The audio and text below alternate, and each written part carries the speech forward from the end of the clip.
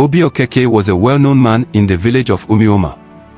He was a farmer who grew yams and cassava.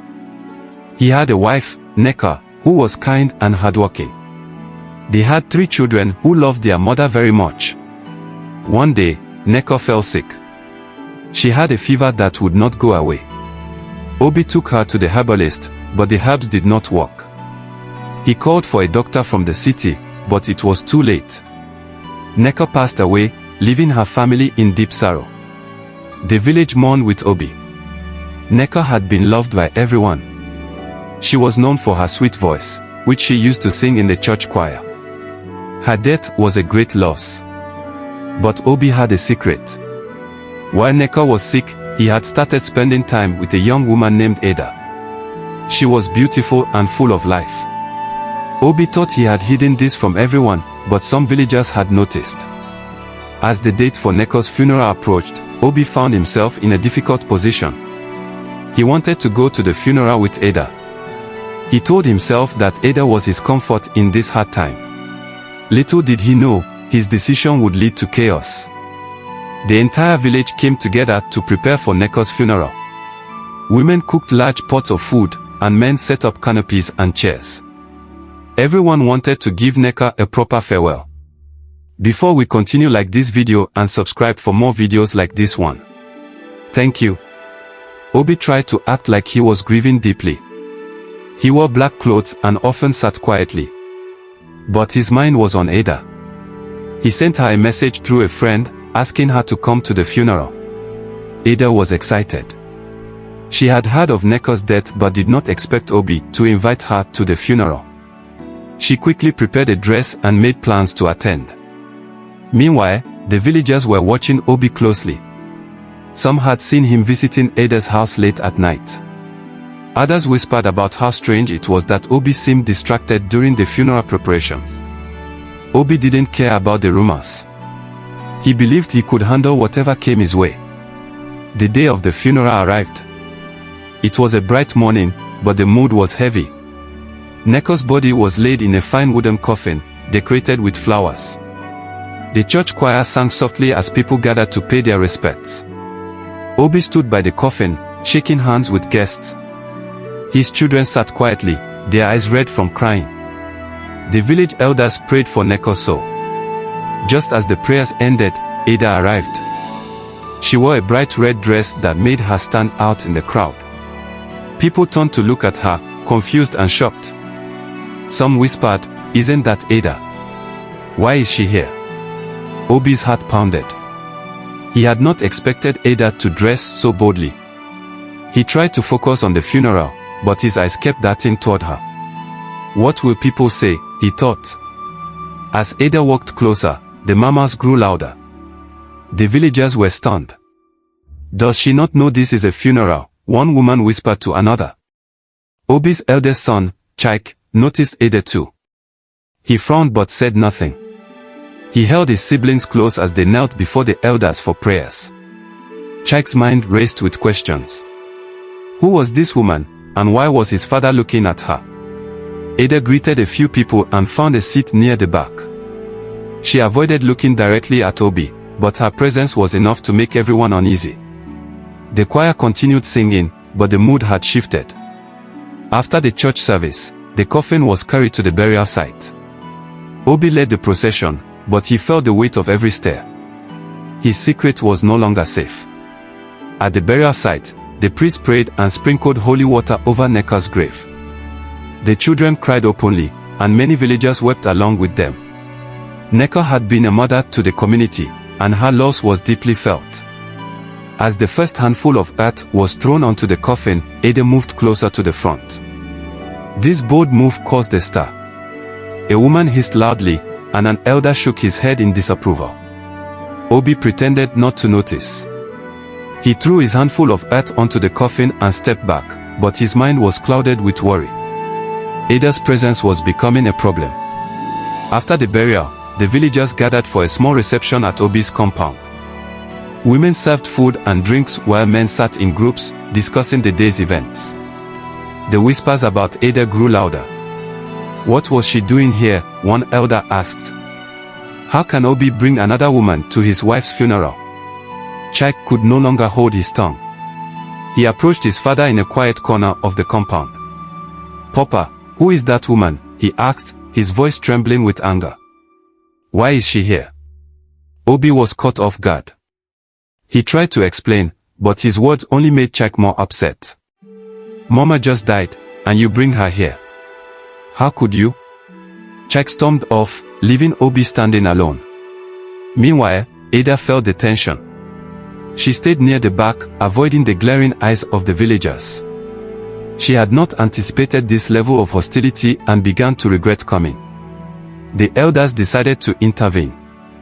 They called Obi aside and questioned him about Ada. "Obi, you have brought shame to your family," one elder said sternly.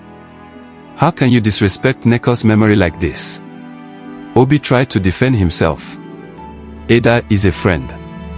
She came to support me," he said weakly. But the elders were not convinced. "A friend does not dress like that to a funeral," another elder said. "If you do not fix this, you will lose the respect of the entire village."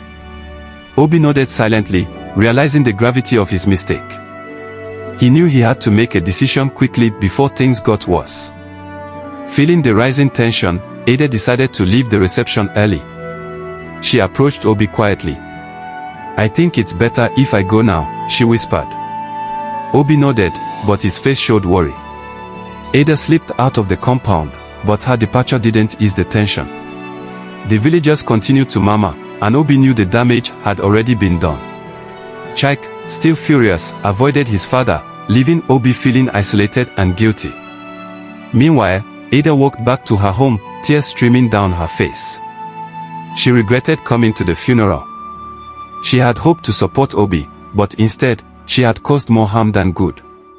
The next morning, Chike found his father sitting under the big mango tree in their compound.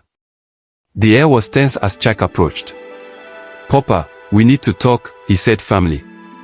Obi looked up, his face tired. "What is it, my son? How could you bring her here?" Chike asked, his voice shaking with anger. "Mama deserves respect. You have embarrassed us all." Obi sighed deeply.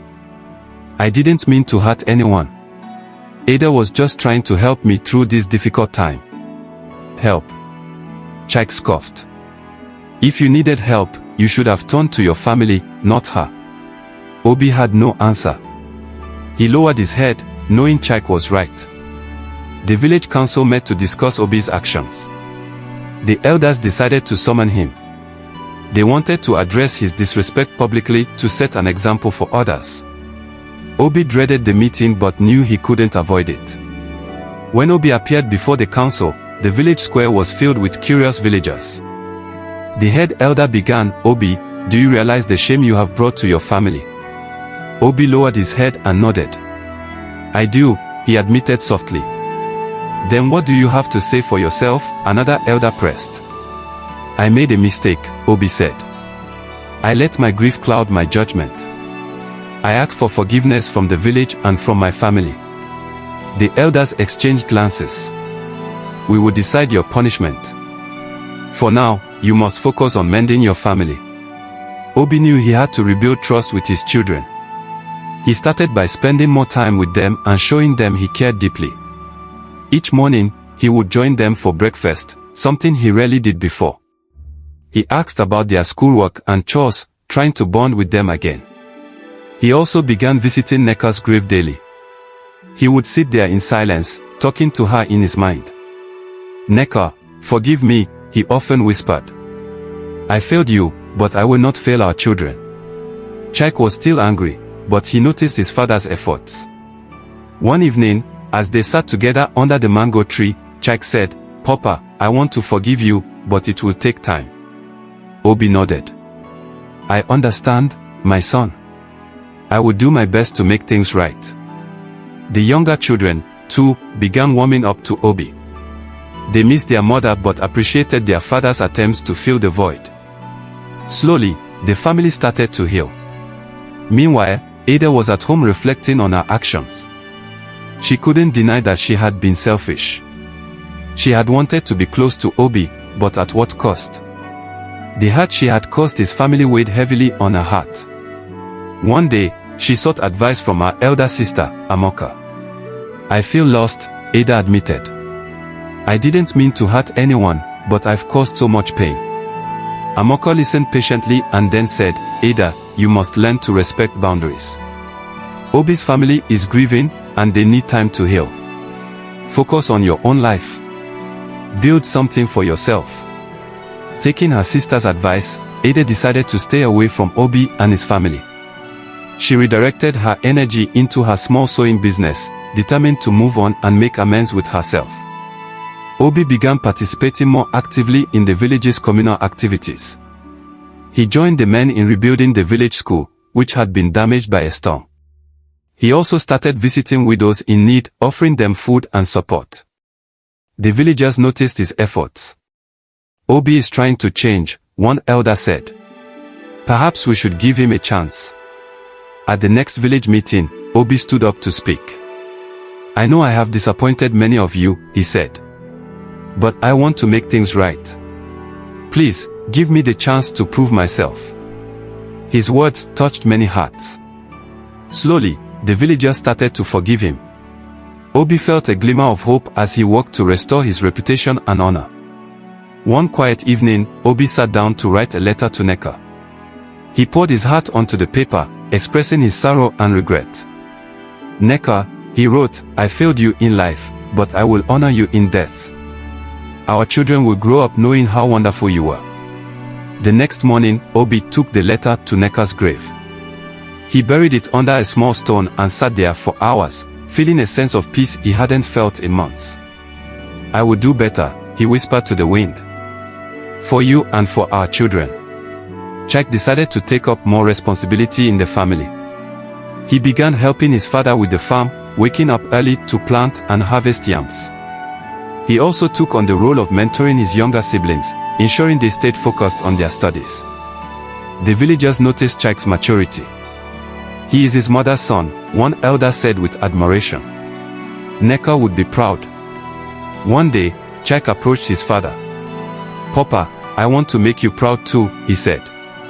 "Let's work together to keep our family strong." Obi smiled, his heart swelling with pride. "Thank you, my son. Together, we will heal."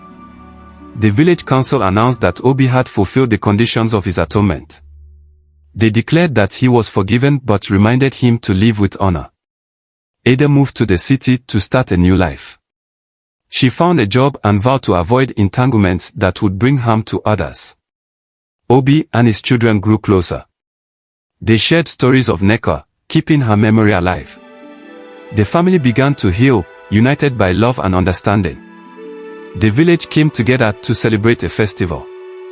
Obi's family participated fully, symbolizing their reintegration into the community. Obi stood by the window, watching his children play in the yard. The laughter filled the air, a sound he hadn't heard in a long time. He felt grateful for the second chance he had been given. The family sat together that evening, sharing a meal. Jack led the prayers, thanking God for guiding them through the storm. Obi looked around the table, his heart full of hope. "Nneka," he thought, "I will honor you every day. Our family will thrive." For part 2, like this video and also subscribe to this channel as part 2 is coming.